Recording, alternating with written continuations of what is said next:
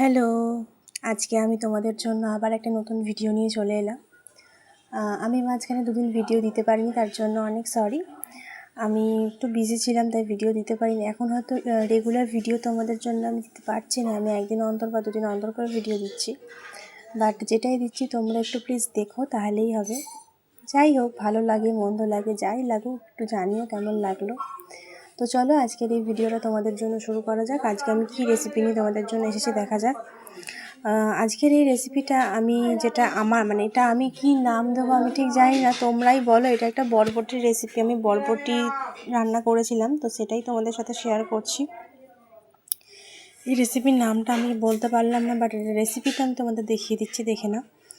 এটা আমি নিজে ঘরে বানাই, তো তাই এটার কোনো আমি আলাদা করে নাম খুঁজে পাইনি। যাই হোক আমি ফার্স্টে বরবটিটা আলুটা ভালো করে কেটে নিয়েছিলাম। তোমরা পারলে আলুটা একটু আলাদা করে সেদ্ধ করে নেবে, আমি কিন্তু আলুটাকে আলাদা করে সেদ্ধ করে নিয়েছিলাম। ফার্স্ট অফ অল কড়ায় অল্প তেল দিয়ে অল্প কালো জিরে ফোড়ন দেবে, আর কালো জিরের সাথে একটা কাঁচা লঙ্কা ফোড়ন দেবে। মিনিমাম 1 মিনিট সিমে আছে ওই ফোড়নটা হবে। তারপরে দেবে ওতে পেঁয়াজটাকে কালো জিরের সাথে হালকা ফ্রাই করে নেওয়ার পরে ওতে দেবে বরবটিটা কেটে রাখা। তোমরা বরবটিটাকে কিন্তু সেদ্ধ করবে না, আলুটা সেদ্ধ করবে, কারণ বরবটিটা সেদ্ধ করার দরকার পড়ে না, বরবটিটা এমনি সেদ্ধ হয়ে যায়। কারণ বরবটিটাকে ভালো করে নেড়ে নেড়ে ভাজবে যতক্ষণ না ব্রাউনিশ একটা কালার চলে আসছে পেঁয়াজের সাথে বরবটিটা ভাজার পর, ততক্ষণ ওটাকে ভাজবে। তারপরে সেদ্ধ করা যে আলুটা আমি কেটে রেখেছিলাম, সেই আলুটা আমি এতে দিয়ে দিলাম। সেদ্ধ করা আলুটা কিন্তু তোমরা সেদ্ধ নাও করে দিতে পারো, তোমরা কিন্তু সেদ্ধ না করে ওটাকে কাঁচা দিয়েও বরবটির সাথে কিন্তু ভাজতে পারো। আমি কখনো কখনো কাঁচা দিয়ে ভাজি, আবার কখনো কখনো আমি সেদ্ধ করা আলু দিয়ে ভাজি। এবার তোমাদের ইচ্ছা। আমি সেদিনকে সকালবেলাতে আলুর সেদ্ধটা করে নিয়েছিলাম, তাই জন্য আমি এটা করে নিলাম। নাহলে আমি এক সময় কিন্তু কাঁচা আলু কাঁচা বরবটি ভেজেই কিন্তু রান্নাটা করি। তো তোমাদের যদি একান্তই প্রবলেম হয় যে আলুটা সেদ্ধ করে রান্না করতে, তোমরা কিন্তু আলুটাকে ভেজে রান্না করতে পারো। আমার মনে হয় যে আলু সেদ্ধ করে রান্না করার চেয়ে আলু যা কাঁচা ভেজে রান্না করলে আমার মনে হয় ভাজাটা ভালো হয়। এটা আমার পার্সোনাল চয়েস, এবার তোমরা তোমাদেরটা বলবে।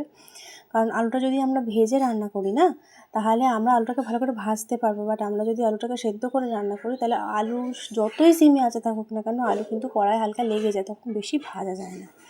তো যাই হোক, আমি এখানে আলুটা আর বরবটিটা আর পেঁয়াজটাকে ভালো করে ভেজে নিয়েছিলাম। ভেজে নেওয়ার পর আমি জল দিয়ে দিলাম, বেশি জল দিইনি, কারণ আমি যেহেতু আলুটা সেদ্ধ করা আছে, শুধু বরবটি সেদ্ধ হবে, এই অল্পই জল দিয়েছিলাম। আচ্ছা, এরপরে আমি এতে একটু অল্প নুন আর অল্প একটু হলুদ দিয়ে দেবো। তোমরা চাইলে চিনি দিতে পারো, আমি চিনিটা অ্যাভয়েড করেছি এই রান্নাটায়। এটা কি আলু বরবটির চচ্চড়ি বলতে পারো, বা আলু বরবটির পেঁয়াজ ভাজা বলতে পারো। তোমরা এটা নাম দিও না কিছু একটা, আমি আর নাম দিলাম না। বরবটির একটা তরকারি তোমাদের সাথে শেয়ার করলাম। তোমরা তো নানা রকমভাবে বরবটির তরকারি করে, এটা আমি এইভাবে করি, তাই তোমাদের সাথে এটা শেয়ার করলাম। যদি ভালো লাগে আমার এই রেসিপিটা, তাহলে অবশ্যই কিন্তু তোমরা জানিও আমার রেসিপিটা কেমন লাগলো। অবশ্যই like, comment, share and subscribe করে দিও আমার ভিডিওটাকে। আর যদি ভালো না লাগে, আর যদি মনে হয় যে রান্নাটার কোনো ভুল ত্রুটি রইলো, সেটাও কিন্তু জানিও। তো আজকের ভিডিওটা রইলো এই পর্যন্তই। তোমরা সবাই ভালো থেকো, সুস্থ থেকো, সাবধানে থেকো। আবার অন্য দিন অন্য কোনো একটা ভিডিও নিয়ে তোমাদের সাথে চলে আসবো। অন্য কোনো একটা ভিডিও নিয়ে আমি তোমাদের সাথে চলে আসবো। আজকের মতন টাটা। সবাই ভালো থেকো, সুস্থ থেকো, সাবধানে থেকো। আমাদের রেসিপির এটাই ফাইনাল লুক। যদি ভালো লাগে অবশ্যই লাইক, কমেন্ট অ্যান্ড সাবস্ক্রাইব করতে কিন্তু ভুলো না। আর যদি তোমার বন্ধু বান্ধব, আত্মীয় স্বজনের সাথে যদি চ্যানেলটা শেয়ার করো, তাহলে আরও খুশি হব। যাই হোক, নতুন প্রচেষ্টা, নতুন চ্যানেল, তোমরা পাশে না থাকলে কিছুই হবে না। আজকের মতন টাটা।